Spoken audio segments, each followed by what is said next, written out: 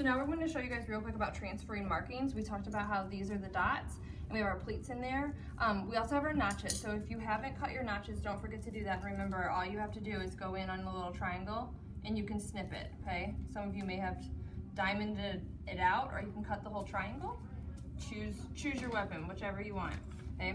The next thing you guys are gonna use, you're gonna use your tracing paper and a tracing wheel. Comes like this. This will last forever. One little package will. Find a color that you're going to be able to see on your fabric, okay? The goal is that you're transferring markings because you're going to use these to insert things later. So like these are going to mark the tops of the pocket that you're putting in your bag. If you're doing the magnetic closure, I believe that's what this one is for, okay? Our pleat lines, we can also mark those in with the wax paper, okay? So you're going to remove some of your pins, okay, so you can slide the paper in. You need to make sure that the wax side is down, okay, and the paper side is up. And you're gonna put it under your markings, okay?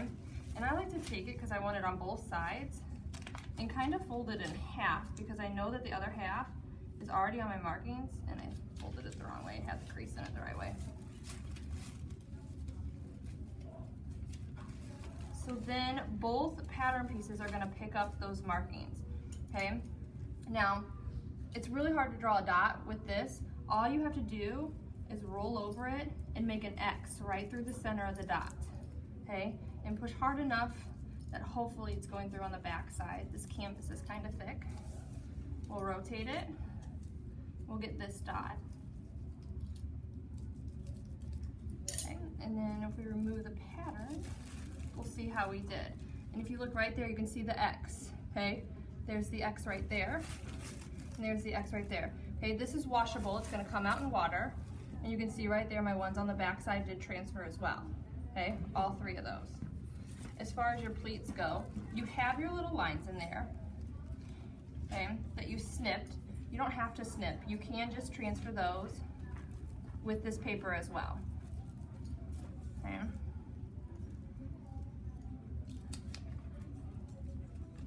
So when you go to make it, you have all these markings nicely on there for you.